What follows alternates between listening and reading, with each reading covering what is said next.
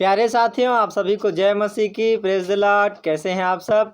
मैं विश्वास करता हूं आप सब बहुत ही अच्छे होंगे और प्रभु में एक आनंदित जीवन जी रहे होंगे।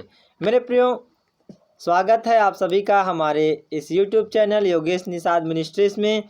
और प्यारे साथियों, आप सभी हमारे गीतों को सुन रहे हैं, लाइक करते हैं, शेयर करते हैं और कमेंट करते हैं, इसलिए मैं प्रभु का धन्यवाद करता हूं और आप सभी का भी हृदय से धन्यवाद करता हूं। मेरे प्रियो, आज हम परमेश्वर के वचन से कुछ महत्वपूर्ण बातों को सीखेंगे, जिन बातों की प्रकाशन परमेश्वर ने पिछले दिनों में दिया था मेरे प्रियो।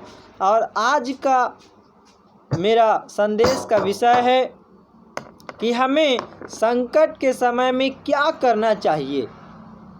संकट के समय में हम क्या करें।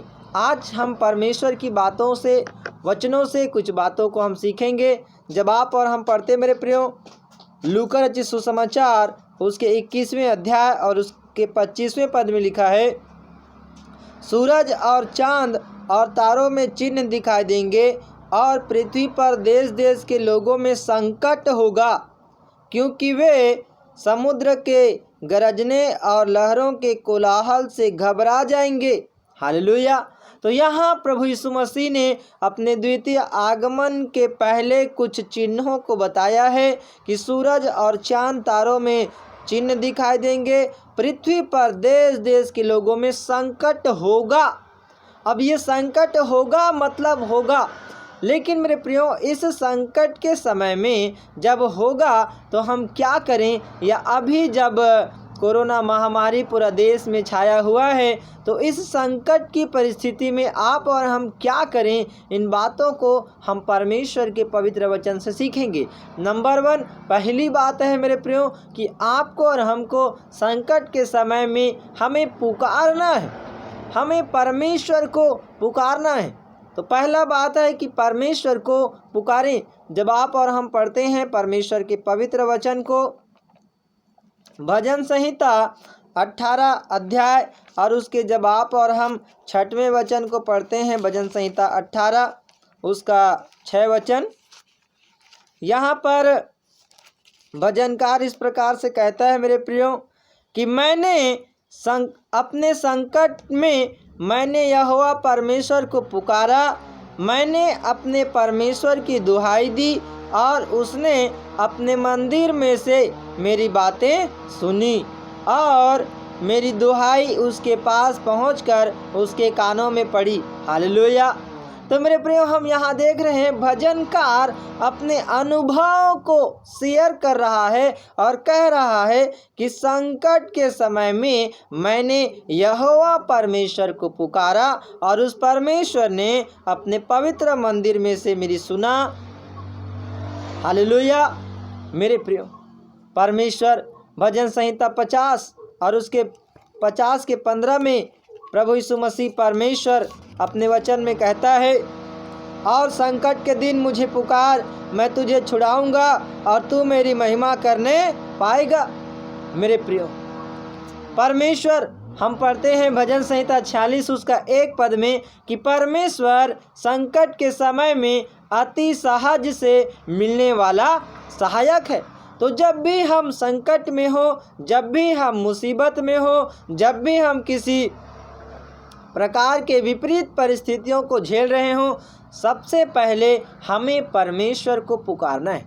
हम जानते हैं मेरे प्रियो, हम उस अंधे बर्तिमाई के विषय में देखते हैं उदाहरण में, वो जन्म का अंधा था और जब वो यीशु से पुकार कर कहता है, हे दाऊद के संतान मुझ पर दया कर, हे दाऊद के संतान मुझ पर दया कर, उनकी आवाज़, उनकी पुकार को परमेश्वर सुन लेता है, प्रभु यीशु मसीह सुन लेता है और उसे कहता है कि उसे मेरे पास ले आओ। और वो जन्म के अंधे व्यक्ति बर्तिमाई को प्रभु यीशु मसीह चंगा कर देता है और वो अंधा देखने लगता है। तो मेरे प्रियो, यदि मेरे जीवन में समस्या है तो सबसे पहले हमें परमेश्वर को क्या करना है, पुकारना है। दूसरी बात, जब आप और हम देखते हैं मेरे प्रियो भजन संहिता 77 और उसके 77 का 2 पद में भजनकार ऐसा कहता है, संकट के दिन मैं प्रभु की खोज में लगा रहा, रात को मेरा हाथ फैला रहा और ढीला ना हुआ, मुझ में शांति आई ही नहीं। तो मेरे प्रियो, यहाँ एक बात हम सीख सकते हैं। भजनकार, ये आसाफ का भजन है, यहाँ पर वो कहता है कि संकट के दिन मैं प्रभु की खोज में लगा रहा। तो दूसरी बात है मेरे प्रियो, संकट के दिन में आपको और हमको प्रभु की खोज में हमें लगा रहना है। परमेश्वर वचन है, और वचन में जब हम लगे रहेंगे, परमेश्वर के प्रतिदिन नई नई बातों को हम सीखेंगे मेरे प्रियो। परमेश्वर हमें संकट के समय में अपने वचनों के द्वारा वो हमसे बातें करेगा, वो हमें सिखाएगा, है ना। और वो अपने वचन से कहेगा कि बेटा मैं तुझे कभी नहीं छोड़ूंगा, मैं तुझे कभी नहीं त्यागूंगा, है ना। तो ऐसे जब हम परमेश्वर की खोज में लगे रहेंगे मेरे प्रियो, परमेश्वर आपको और हमको वो शांति देगा, अपने वचनों से बातचीत करेगा।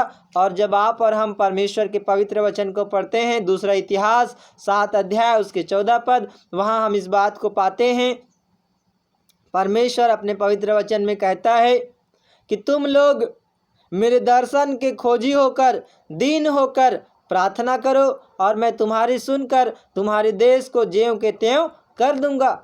तो हम जब दीन होकर परमेश्वर को पुकारेंगे और उसके दर्शन के खोजी हो जाएंगे मेरे प्रियो, तब परमेश्वर हमारे देश को ज्यों का त्यों कर देगा, और हमारे भी जीवन को वो ज्यों का त्यों कर देगा। हम तीसरी बात देखते हैं मेरे प्रियो, जब आप और हम परमेश्वर के पवित्र वचन को पढ़ते हैं, भजन संहिता 92 अध्याय और उसके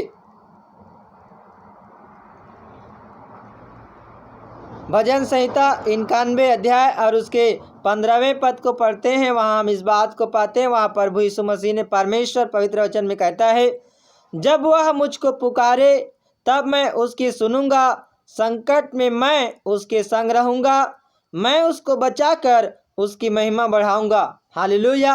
तो यहाँ हम परमेश्वर के पवित्र वचन में पढ़ रहे हैं मेरे प्रियो कि परमेश्वर ये वादा करता है कि जब भी वो मुझे पुकारेगा मैं उसकी सुनूंगा, और संकट के समय मैं उसके संग रहूंगा। हालेलुया। तो मेरे प्रियो, संकट के समय जब आपके जीवन में संकट आया हुआ है, मुसीबतें आई हुई हैं, याद रखें परमेश्वर अपने वचन के मुताबिक हमेशा आपके साथ रहता है। अब सवाल यह है कि क्या मैं परमेश्वर के साथ रहता हूं कि नहीं। परमेश्वर आपका हाथ ऐसे थामे हुए है, लेकिन अब सवाल यह है कि क्या आप परमेश्वर का हाथ थामे हैं कि नहीं। या जब संकट आई तो आपका विश्वास डगमगा गया, आप परमेश्वर पर विश्वास करना ही छोड़ दिए, या आप शैतान के बहकावे में बहकर संकट की परिस्थिति में परमेश्वर को पुकारना ही छोड़ दिए। मेरे प्रियो, परमेश्वर वायदे का पक्का परमेश्वर है, और उसका वादा परमेश्वर पीढ़ी दर पीढ़ी वो निभाता है। यदि परमेश्वर ने कहा है कि मैं संकट के समय तुम्हारे संग रहूंगा, तो वो परमेश्वर आपके साथ रहता है, मतलब रहता है। आपको बस परमेश्वर के साथ साथ चलने की जरूरत है। जब आपके जीवन में संकट आएगा और जब आप परमेश्वर के साथ रहेंगे मेरे प्रियो, वो आपको अपने बाहों में उठाकर मेरा परमेश्वर ले चलेगा। क्योंकि परमेश्वर कहता है कि देख, मैंने तेरा चित्र अपने हथेलियों पर खोद कर रखा है, तेरी शहरपनाह सदैव मेरी दृष्टि में बनी रहती है। तो संकट के समय जब हम परमेश्वर के साथ रहेंगे, वो परमेश्वर संकट में हमें ऐसे अपने बाहों में उठाए रहेगा और हमें परमेश्वर बचाए रखेगा मेरे प्रियो। और हम अगली बात को देखते हैं कि आपको और हमको संकट के समय में क्या करना है। यहाँ जिस अध्याय को हम पढ़ रहे थे, लूका रचित सुसमाचार उसके 21वें अध्याय को, यहाँ जब संकट आने की बात प्रभु यीशु मसीह बताते हैं कि संकट आएगा, लेकिन उसके साथ साथ उसका निदान भी बताता है। उसी का लूका रचित सुसमाचार उसका 21 अध्याय उसके 28वें पद में प्रभु यीशु मसीह कहता है कि जब ये बातें होने लगे तो सीधे होकर अपने सिर ऊपर उठाना, क्योंकि तुम्हारा छुटकारा निकट होगा। जब संकट तुम्हें दिखेंगे, जब तुम मुसीबतों का सामना करोगे, तो ऐसी बातें जब होने लगे तो सीधे होकर, कैसे होकर? सीधे होकर, ये सीधा बन जाना, दीन बन जाना, नम्र बन जाना है मेरे प्रियो।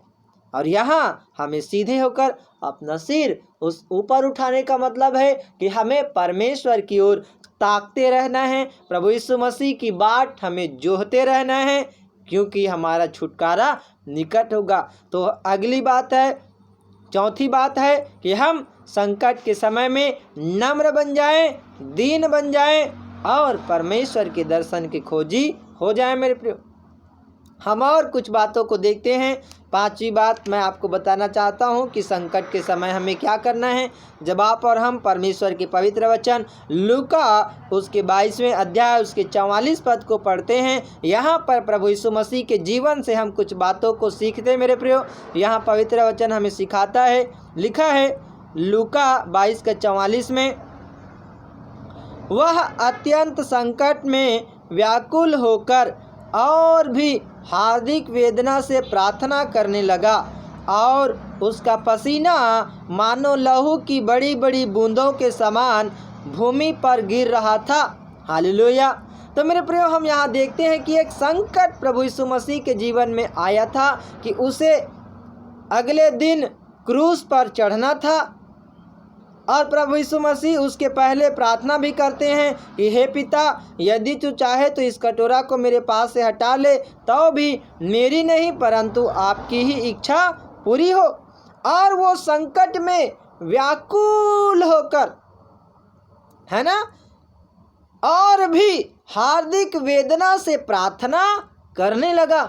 मेरे प्रियो, जब भी संकट हमारे जीवन में आए, मुसीबतें हमारे जीवन में आए, हमें हार्दिक वेदना से प्रार्थना करना है। ये पांचवी बात है मेरे प्रियो कि हमें हार्दिक वेदना से, मतलब हृदय की गहराइयों के साथ अंदर से रोते हुए हमें परमेश्वर से प्रार्थना करना है कि हे परमेश्वर, तू मुझे इस विपत्ति से छुड़ा ले, तू मुझे इस रोग या इस महामारी से तू मुझे बचा ले।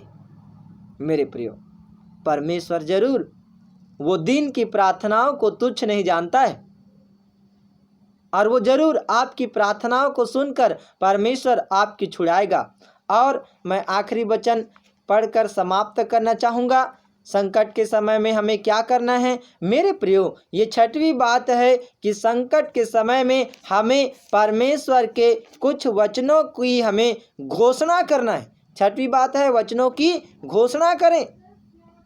जब आप और हम पढ़ते हैं रोमियो 8 अध्याय उसके 35 पद को पढ़ते हैं, यहाँ पर रोम की कलीसिया को प्रेरित पौलुस लिखता है कि कौन हमको मसीह के प्रेम से अलग करेगा? क्या क्लेश या संकट या उपद्रव या अकाल या नंगाई या जोखिम या तलवार? कोई हमें परमेश्वर के प्रेम से अलग नहीं कर सकता। और आगे लिखता है कि क्या वर्तमान, क्या स्वर्गदूत, क्या प्रधानताएं, है ना, ना भविष्य, न सामर्थ, न ऊंचाई, न गहराई और न कोई और सृष्टि हमें परमेश्वर के प्रेम से जो हमारे प्रभु यीशु मसीह में है अलग कर सकेगी। कोई हमें परमेश्वर के प्रेम से अलग नहीं कर सकता। तो हमें परमेश्वर के ऐसे वचनों की हमें घोषणा करना है, जीवन में घोषणा करना है कि संकट मेरा कुछ नहीं बिगाड़ सकती, विपरीत परिस्थिति मेरा कुछ नहीं बिगाड़ सकती, ये बीमारी मेरा कुछ नहीं बिगाड़ सकती, है ना, ये महामारी मेरा कुछ नहीं बिगाड़ सकती, और कोई मुझे परमेश्वर के प्रेम से अलग नहीं कर सकता। ऐसे हमें दृढ़ विश्वास के साथ जब हम परमेश्वर के वचन की घोषणा करेंगे, हमारे मन के अंदर का विश्वास का लेवल बढ़ने लगेगा और हम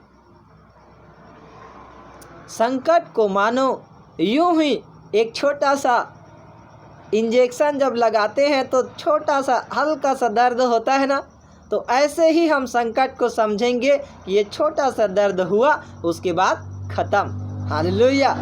मेरे प्रियो, ये संकट कुछ नहीं, मैंने उदाहरण में बताया, ये संकट मात्र जैसे इंजेक्शन लगाते हैं तो हल्का सा दर्द होता है, वैसा ही है। लेकिन ऐसे समय में आपको अपनी आपा नहीं खोना है, आपको परमेश्वर पर भरोसा रखना नहीं छोड़ना है, आपको परमेश्वर को पुकारना नहीं छोड़ना है। बल्कि आज हमने परमेश्वर के वचन से सीखा कि जब संकट के समय में हमें परमेश्वर को पुकारना है, परमेश्वर की खोज में लगे रहना है, परमेश्वर के साथ साथ रहना है, हमें नम्र बन जाना है, हमें हार्दिक वेदना से प्रार्थना करना है और हमें परमेश्वर के पवित्र और सामर्थी वचनों की घोषणा करना है। मेरे प्रियो, मैं विश्वास करता हूँ आज परमेश्वर के पवित्र वचन के द्वारा आपने कुछ सीखा होगा।